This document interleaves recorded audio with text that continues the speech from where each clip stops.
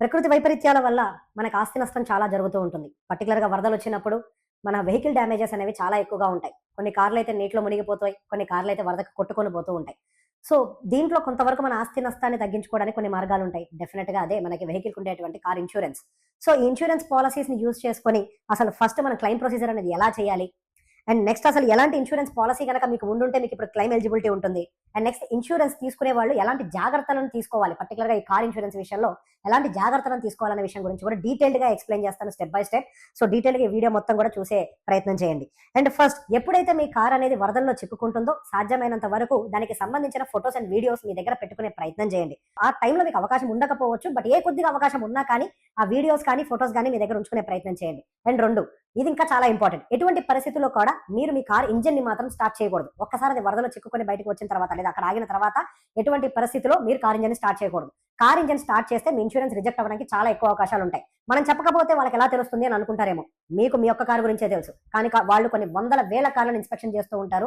మనం చేసే ప్రతి పొరపాటు వాళ్ళు కనిపెట్టేస్తూ ఉంటారు. అండ్ నెక్స్ట్ ఇమ్మీడియేట్‌గా మీరు చేయాల్సిన మొదటి పని మీ కార్ అనేది ఇట్లా వరదల్లో చిక్కుకున్నా, కొట్టుకుపోయినా కానీ ఫస్ట్ మీరు మీ ఇన్స్యూరెన్స్ కంపెనీకి టోల్ ఫ్రీ నంబర్‌కి ఫోన్ చేసి ఇమ్మీడియేట్‌గా ఇంటిమేట్ చేయండి. ఎటువంటి డిలే కూడా చేయకూడదు. సాధ్యమైనంత త్వరగా మీరు ఇన్స్యూరెన్స్ కంపెనీకి మాత్రం ఇన్ఫర్మేషన్ ఫస్ట్ పాస్ చేయాలి. అండ్ తర్వాత ప్రతి ఒక్క విషయాన్ని క్లియర్‌గా చెప్పండి. నిజం చెప్పండి. డీటెయిల్డ్‌గా ఎక్స్‌ప్లెయిన్ చేయండి. ఆ వరదలో చిక్కుకున్నప్పుడు మీ కార్ పార్క్ చేసుందా? లేదా మీరు డ్రైవ్ చేస్తున్నారా? పార్క్ చేసి ఉంటే ఎక్కడ పార్క్ చేసుంది? అక్కడ ఉన్నటువంటి ప్రతి ఒక్క సిట్యుయేషన్‌ని నిజాయితీగా డీటెయిల్డ్‌గా ఎక్స్‌ప్లెయిన్ చేయండి.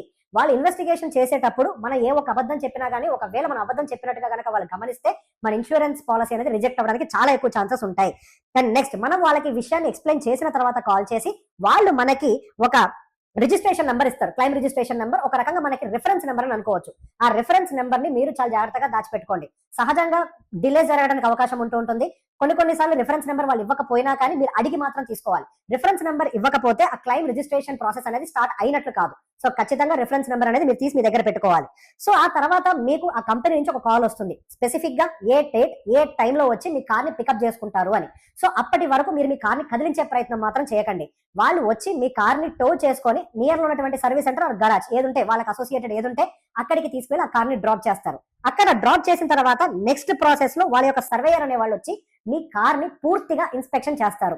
ఆ ఇన్స్‌పెక్షన్ చేసిన తర్వాత ఆ ఇన్స్యూరెన్స్ కంపెనీ వాళ్ళు ఎంత పే చేస్తారు, మీరు ఎంతవరకు పర్సెంటేజ్ వరకు కాంట్రిబ్యూట్ చేయాల్సి ఉంటుంది, అంటే మీరు ఎంతవరకు పే చేయాల్సి ఉంటుంది అన్న ఒక విషయం గురించి మీకు డీటెయిల్డ్‌గా ఎక్స్‌ప్లెయిన్ చేస్తారు. సో, మీకు వాళ్ళకి మధ్యలో ఏదైనా బార్గెన్ పూర్తయిన తర్వాత వాళ్ళు మీకు క్లెయిమ్ అప్రూవల్ షీట్ అనేది ఒకటి ఇస్తారు. సో, ఏదున్నా కానీ ఈ క్లెయిమ్ కి సంబంధించి అమౌంట్ కి సంబంధించిన డిస్కషన్ మీ క్లెయిమ్ అప్రూవల్ షీట్ రాకముందే జరగాలి. క్లెయిమ్ అప్రూవల్ షీట్ వచ్చి మీరు దాని మీద సైన్ చేసిన తర్వాత ఇంకా ఎటువంటి మార్పులు చేర్పులు జరగవు. సో, క్లెయిమ్ అప్రూవల్ షీట్ మీద సైన్ చేసే ముందు మీరు ఇవన్నీ చూసుకోండి. అండ్ ఆ క్లెయిమ్ అప్రూవల్ షీట్ మీద మీరు సైన్ చేసిన తర్వాత వాళ్ళ దగ్గర ఒక కాపీ ఉంటుంది. అండ్ దాంతో పాటుగా మీరు కూడా ఒక కాపీని ఖచ్చితంగా ఫ్యూచర్ రిఫరెన్స్ కోసం మెయింటైన్ చేయడం చాలా మంచిది. అండ్ ఆ ప్రాసెస్ కంప్లీట్ అయిన తర్వాత మీరు ఇన్స్యూరెన్స్ కంపెనీ తోటి and as well as garage or service centre వాళ్ళతోటి మీ కార్ డెలివరీకి సంబంధించి కంటిన్యూస్ గా ఫాలో అప్ లో పెట్టుకోండి. అండ్ ఒక్కసారి వాళ్ళ కంప్లైంట్స్ అనేది రిజాల్వ్ అయ్యాయని మీకు ఇన్ఫర్మేషన్ ఇచ్చాక ఇది చాలా ఇంపార్టెంట్. మీరు మీ కార్ ని ప్రాపర్ గా టెస్ట్ చేసుకోండి. మీరు డెలివరీ తీసుకునే ముందే అన్ని ఇన్స్పెక్షన్స్ మీ సైడ్ నుంచి కంప్లీట్ అవ్వాలి.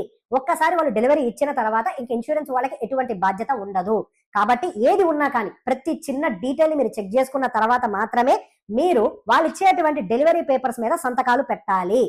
మీరు దానికంటే ముందు ఇవి జాగ్రత్తలు తీసుకోకపోతే వన్స్ కార్ డెలివరీ అయిపోయి ఆ ఇన్సూరెన్స్ ఆ క్లెయిమ్ అనేది ప్రాసెస్ క్లోజ్ అయిపోతే మళ్ళీ మీరు ఏ ప్రాబ్లం వచ్చినా మీ జేబులో నుంచి డబ్బులు పెట్టుకోవాల్సి ఉంటుంది. కాబట్టి ఇన్స్పెక్షన్ ని మాత్రం మీకు మీరు చాలా జాగ్రత్తగా చేసుకోండి. సో, బేసిక్ గా ఇప్పటి వరకు మీరు ఏ ప్రాసెస్ లో చేయొచ్చో చెప్పాను. అసలు ఈ ఇన్సూరెన్స్ అంటే ఈ వరదలో నీటిలో చిక్కుకున్నటువంటి లేదా వరదకు కొట్టుకుపోయినటువంటి వెహికల్స్ కి అసలు ఎలాంటి ఇన్సూరెన్స్ ఉంటే కవరేజ్ ఉంటుంది. సో, సహజంగా అందరూ అనుకుంటారు కార్ ఇన్సూరెన్స్ ఉంటే కవర్ అయిపోతుందని. కాదు, కార్ ఇన్సూరెన్స్ ఉంటే మనకు అన్ని కవర్ కావు. సో, బేసిక్ గా వీటిల్లో ఏంటంటే మనకి కొన్ని యాడ్ ఆన్స్ ఉంటాయి. ఎవరైతే యాడ్ ఆన్స్ తీసుకోరో వాళ్ళకి ఫుల్ క్లెయిమ్ రావడానికి అవకాశం లేదు. సో, మొదటిగా చాలా మంది కొన్ని సంవత్సరాలు కార్ వాడిన తర్వాత వాళ్ళు థర్డ్ పార్టీ ఇన్సూరెన్స్ మాత్రమే మెయింటైన్ చేస్తారు. ఈ థర్డ్ పార్టీ ఇన్సూరెన్స్ ఉన్న వాళ్ళకి ఎటువంటి ఇన్సూరెన్స్ క్లెయిమ్ అనేది రాదు. సో, ఖచ్చితంగా కాంప్రహెన్సివ్ ఇన్సూరెన్స్ అనేది మాత్రం మెయింటైన్ చేయాలి. అండ్ దాని తర్వాత నిల్ డిప్ అంటారు కదా ఇన్సూరెన్స్ లో జీరో డిప్రిసియేషన్. అది కూడా ఉండేలాగా చూసుకోవాలి. జీరో డిప్రిసియేషన్ కనుక లేకపోతే సహజంగా వరదల్లో చిక్కుకున్నప్పుడు లేదా కొట్టుకొని వెళ్ళినప్పుడు ఏదైనా ఎక్కువగా డ్యామేజెస్ జరిగినప్పుడు వాళ్ళు మీ కార్ వాల్యూని పర్సెంటేజ్ వైజెస్ లో డిప్రిషియేట్ చేసి బ్యాలెన్స్ అమౌంట్ మిమ్మల్ని పే చేయమని అడుగుతారు. సో ఇక్కడతో అయిపోతుందా? జీరో డిప్రిసియేషన్ ఉంటే మనకి ఫుల్ కవర్ వస్తుందా వరదలో చిక్కుకున్న దానికి అంటే? ఇంకా కాదు. మనకి అసలు మెయిన్ గా డ్యామేజ్ అయ్యేది కార్ నీళ్లలో చిక్కుకున్నప్పుడు లేదా వరదలో చిక్కుకున్నప్పుడు అటు ఇంజన్ కానీ, ఎలక్ట్రికల్ సర్క్యూట్స్ కానీ, గేర్ బాక్స్ కానీ ఇట్లాంటివి సహజంగా ఎక్కువగా డ్యామేజ్ జరుగుతూ ఉంటాయి. సో ఇట్లాంటివన్నీ కూడా ఒక రెగ్యులర్ కాంప్రహెన్సివ్ ఇన్సూరెన్స్ లో మాత్రం కవరేజ్ లోకి రావు. సో మీరు వీటిని కవరేజ్ లోకి తెచ్చుకోవడం కోసం ఇంకొక యాడ్ ఆన్ ని మీరు ఖచ్చితంగా చేసుకోవాలి. దాన్నే engine protector and electric circuit cover అని అంటారు. ఈ యాడ్ ఆన్స్ గనక మీ వాటిలో లేకపోతే కార్ కు జరిగే అదర్ డ్యామేజ్ కి ఇస్తారు కానీ ఇంజన్ డ్యామేజ్ కి కానీ గేర్ బాక్స్ డ్యామేజ్ కి కానీ ఎటువంటి ఇన్సూరెన్స్ కవర్ అనేది ఇవ్వరు. సో సహజంగా వరదలో చిక్కుకున్నప్పుడు జరిగే డ్యామేజ్ అంతా కూడా ఇంజన్ కి ఎక్కువగా జరుగుతుంది కాబట్టి ఇటువంటి పరిణామాలు ఎప్పుడైనా జరగచ్చు కాబట్టి మనం ఇది కూడా ఉందా లేదా చెక్ చేయాలి. ఇది లేకుండా మనకి ఇన్సూరెన్స్ కవరేజ్ రాదు. And next quick road side assistance కూడా ఉందా లేదా చెక్ చేసుకోవాలి.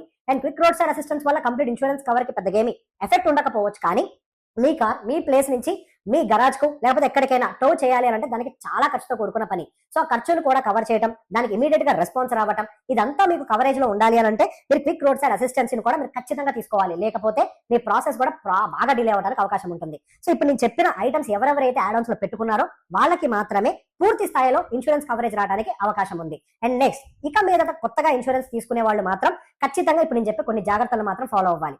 ఎటువంటి పరిస్థితుల్లో అయినా సరే మీరు రెన్యువల్ అవ్వచ్చు, కొత్త కార్ కావచ్చు, ఎటువంటి కండిషన్ అయినా సరే తక్కువ రేట్ లో ఉంది కదా అని చెప్పి ఆ ఇన్సూరెన్స్ వైపు చూడటం కాదు.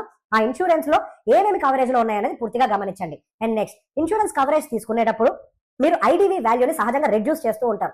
ఐడివి వాల్యూని రెడ్యూస్ చేయడం వల్ల కార్ కి ఏదైనా మేజర్ డ్యామేజ్ జరిగితే మీకు కవరేజ్ వాల్యూ అనేది కంప్లీట్ గా రాదు. అంటే for example me IDV value 3 లక్షలు పెట్టుకుంటే డ్యామేజ్ వాల్యూ ఒక 4 lakhs అయింది అనుకోండి, అది మీకు పూర్తిగా నష్టాన్ని చేస్తుంది. సో బేసిక్ గా సాధ్యమైనంత వరకు మీ ఐడివి వాల్యూని ఎక్కువగా పెట్టడానికి ట్రై చేయండి. అండ్ దాని తర్వాత అండ్ ఎప్పుడైనా గమనించుకోండి, మనకి ఈ కీకి సంబంధించినటువంటి ఇన్సూరెన్స్ ఉంటాయి కదా, అవన్నీ కూడా పెద్ద యాడ్ ఆన్స్ లేకపోయినా కానీ వీటిని మాత్రం కవరేజ్ లో పెట్టుకోండి. అండ్ ఇంకొక మాట చెప్పాలనుకుంటున్నాను పర్సనల్ గా, కార్ ఇన్సూరెన్స్ పే చేయడానికి డబ్బులు లేవు అని మనం అనుకుంటే అసలు మన కార్ మెయింటైన్ చేయడానికి అర్హులమే కాదు. సో బేసిక్ గా కార్ ఇన్సూరెన్స్ తీసుకునేటప్పుడు మనం పూర్తిగా ఇవన్నీ కవరేజెస్ లో ఉండేలాగా చూసుకోవాలి. కార్ కాంప్రహెన్సివ్ ఇన్సూరెన్స్ అనేది ఒక రకంగా చెప్పాలి అంటే పూర్తిగా కవర్ చేయదు. సో ఇవన్నీ కూడా మీరు యాడ్ చేసుకుంటేనే పూర్తి కవరేజ్ మీ కార్ కి వస్తుంది. ఏది తీసుకోకుండా జస్ట్ మామూలు కాంప్రహెన్సివ్ తీసుకున్నట్లయితే మీ మీద బర్డెన్ పట్టడానికి ఎక్కువ అవకాశాలు ఉంటాయి. ఈ వీడియో కనుక మీకు నచ్చినట్లయితే ఎవరెవరి కార్కి అయితే బాగా డ్యామేజ్ జరిగిందో, ఎవరికైతే ఇన్సూరెన్స్ అవసరాలు ఉన్నాయో వాళ్ళందరికీ కూడా ఈ వీడియోని షేర్ చేసే ప్రయత్నం చేయండి. Thank you.